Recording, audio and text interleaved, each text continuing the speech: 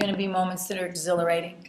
All those things are going to happen to you. It's going to happen from the time your heart really commits. And some of you guys may be sitting here and, you may not know, and then some of you may know full on. I mean, some of you I can sense already full on. I mean, I can already pick up your heart that you want to do this. And I mean, some of the ones that aren't here that are gone for a legitimate reason are some of those students too. And some of you are just like still going, well, I don't know, I'm just kind of testing this out. And there will be a time where we're going to make that decision and you're going to have to like sign on the dotted line. Today isn't necessarily it, but just your part being here, in my opinion, tells me that God is working in your life and that there's a reason you're here even just today. So I believe that's a huge encouragement on God's part that you're here for those reasons. You're going to have experiences that you've never, ever experienced.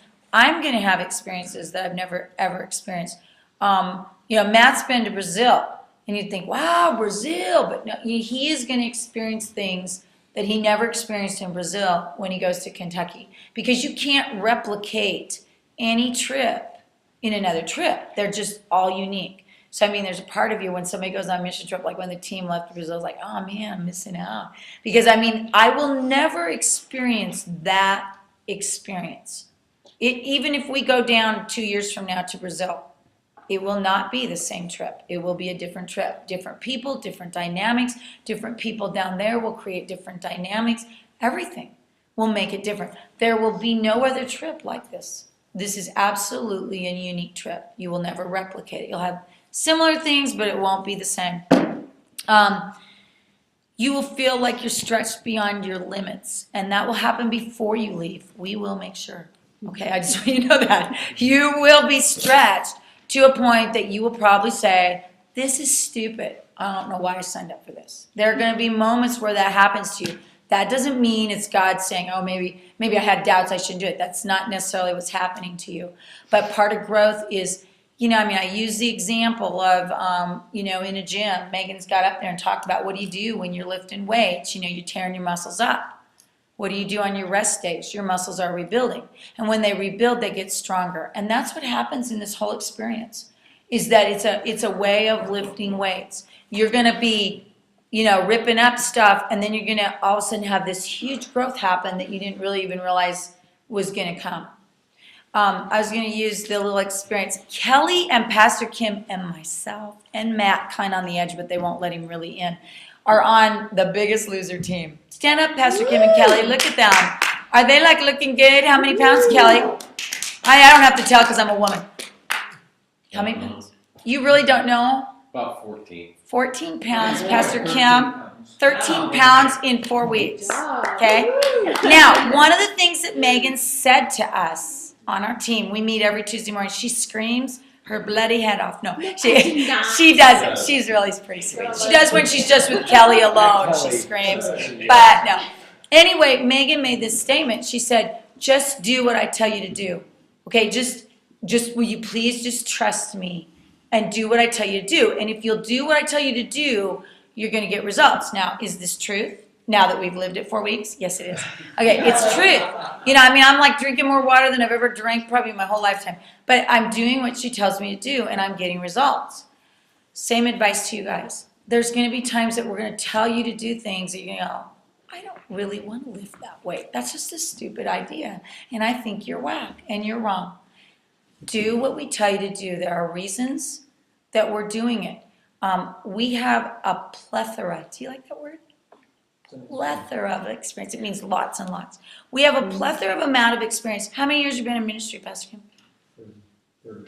32 years. Started out in youth ministry. We've taken numerous teams of teens, numerous places, more than you'd want to know, and places you'd rather not been there, and some that you would have liked to been there. How many years have you guys in the back, the Bidwells, been involved with Youth International? Youth? Why am I? This is our sixth trip. Your sixth trip. And 6 years? One each year. So they've taken students on, Carla, and we've teamed up and went to Canada and taken students with that. And I don't know how many years, 12 years that you and I, we figured out that we've been working in the youth. Matt and Megan have been here and have been on one trip to Brazil. Megan went to Canada. So We have a lot of, a lot of experience, yeah. Everything that we have learned during our training, God has seen that we have used it in the field. And at the time we were going through the training, it's like, this does not make sense, this is stupid, I don't want to do this. And we were so thankful because by learning it in the training, it really helped us and kept us out of sometimes falling flat in our face by having that and learning it and doing it in training. Word fitly spoken. I don't know how much is coming through on this and picking up, but I'm just going to reiterate that because Marilyn had said so many times in the training that they took, it just didn't seem necessary to do some of the steps, and yet God used it. And even the fact that we're at this point and even are going to Kentucky to the Frida Harris Center has been just a series of things that has happened to get us to that point. And for a long time I wasn't even sure which direction we were going to go, and God just continued to open the door to where we are. So that is an ordained thing that God chose. We didn't choose that. So it is, you're going to do things that seem weird and like, why are we doing this? And you're going to be amazed later at how God uses that. So important to know that. You will all be affected differently because you're different people, you're at different places in your spiritual growth, you're at different places, just relationally with people on the team. You're going to be affected all differently, and yet together as a team you'll be affected. You're going to get closer to the people that you're on the team with. That just happens, like it or not. So you will become more family even than what you experienced in youth group. These people are going to be watching your back just like a sports team, where you get that feeling of coming together. That's what you're going to feel here. So you're going to get closer as a group. You're going to learn to resolve conflict. And you will have conflict in this team, guaranteed. You will have memories for a lifetime that you're going to share with just this group of people that experience this experience with you. That's your challenge if you choose to accept it, as they say. Your life will be different, guaranteed. No way around it. You will be a different person after this. I will be a different person after this. Everyone that goes on this experience will be different. And the good news for you guys is that your world will be different. You're going to make a change in the world that you live in. One of the things is you're going to make a change in Spirit Lake because our goal is to do a sports camp here before we go at the high school for students, younger students that live here. You're going to make a difference in your world right here, but you're going to make a difference over in Kentucky in the Frida Harris Center. I don't know why there, but God said that's where we're supposed to go. So there will be a difference made there in Kentucky. You're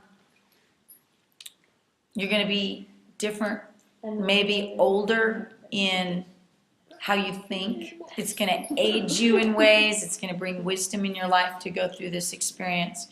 And you're going to be more confident in how to share your faith.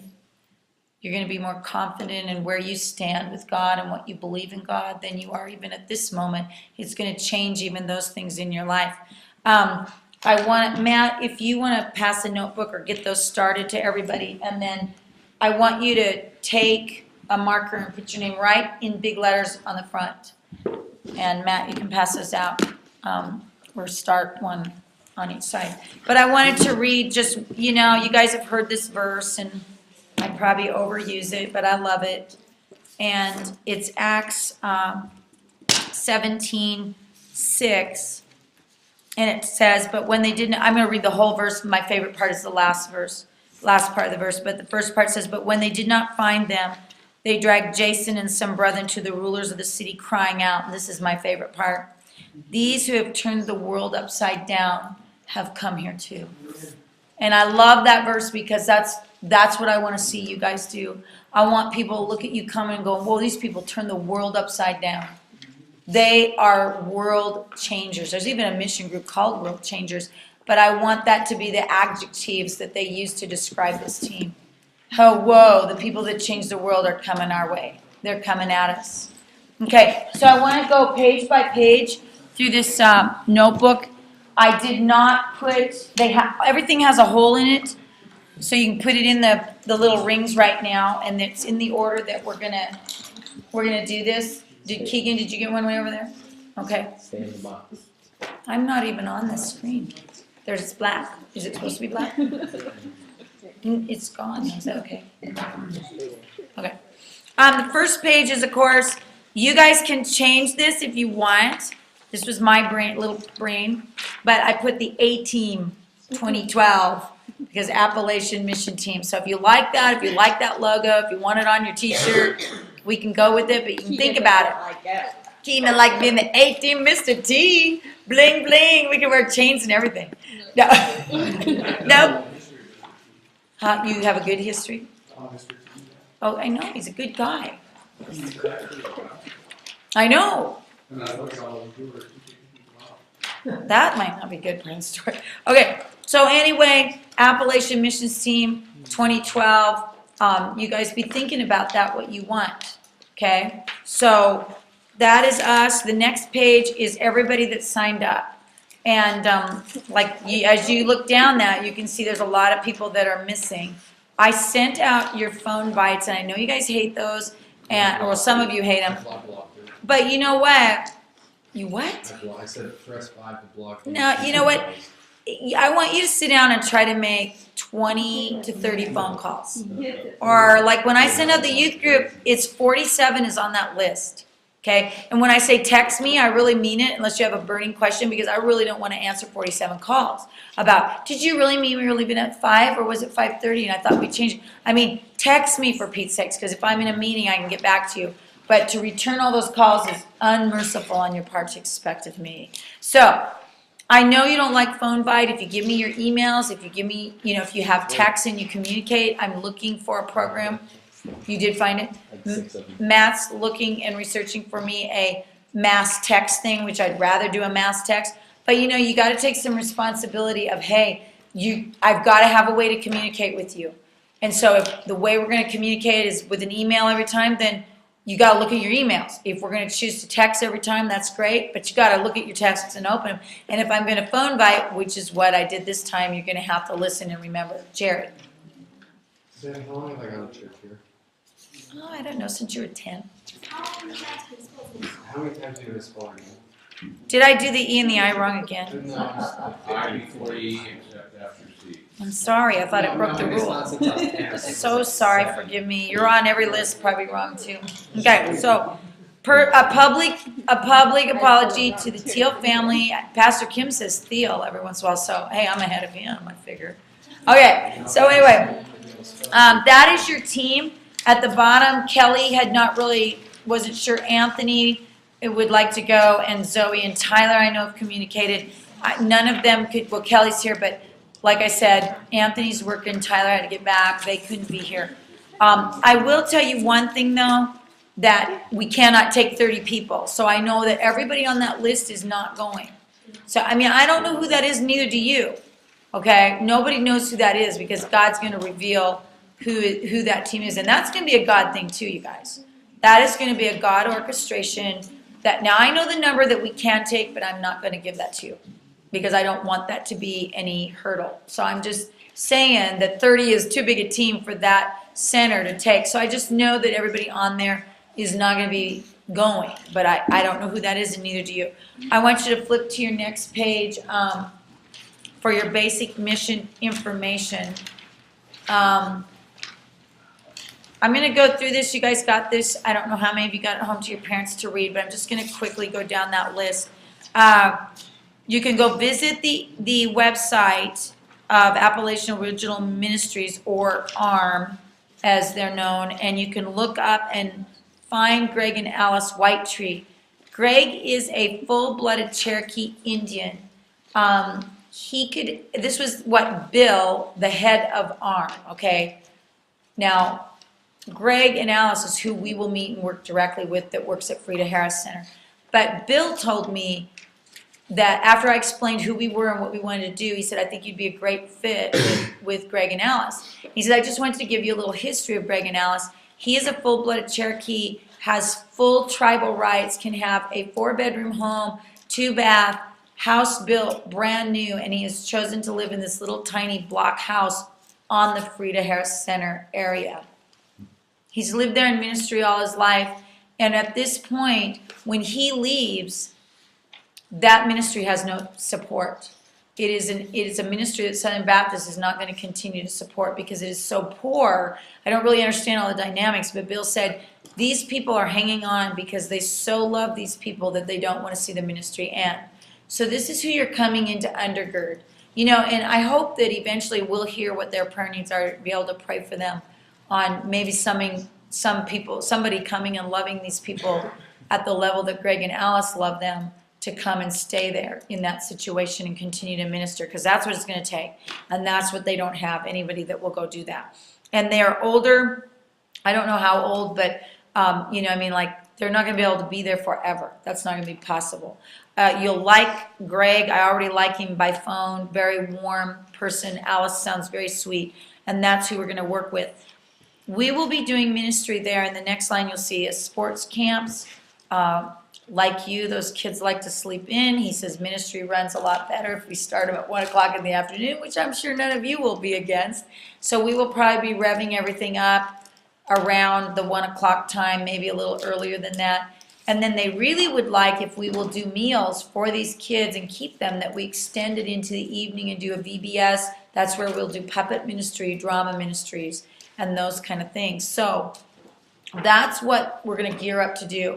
The sports camp ministry will be the strength of our ministry for this, and reaching out to the kids, and then the other things we're going to learn as well and add on to that. He says depending on what we limit in age, we can have a huge amount of kids if we're willing to go down to younger ages. And after talking to Brian Hughes, who you will meet in December, he said that this applies very easily to do that. You can go down to little tiny kids. Some of you might be working little cheer camps with little tiny 5-year-old girls. You know, I mean, if you're willing to do that, then what that does is allow you to have, and Marilyn's been through the training's got her hand up, yes? The program is designed to do preschool Preschool. all the way through whatever age you decide to cut it off. Okay. And the thing is that Greg said, I said, well, I know our students would love to minister to teens in the Appalachian Mountains. I said, how does that go? What do you see happening? And he says, wow, our teens are very distant, and it takes a long time to win their trust. And just because a team of students come in, if they're not really able to reach out, he says, but I tell you what, it's happened with about 3 of my teams that has come.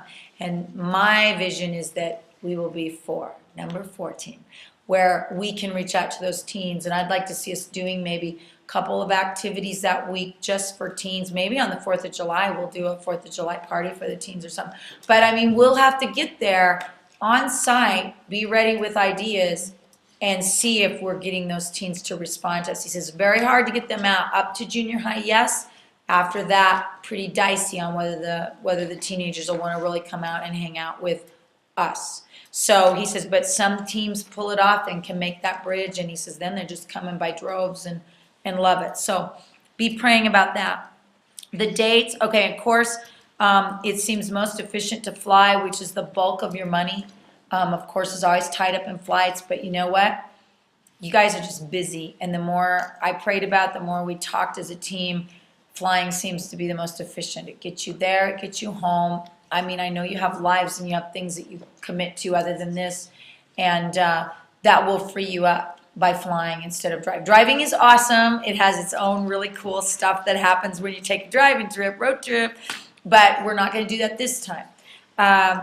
The other thing is that it takes planning, training, commitment. It will take your commitment. You need to understand that you're going to have to make your meetings. You're going to have to get your training.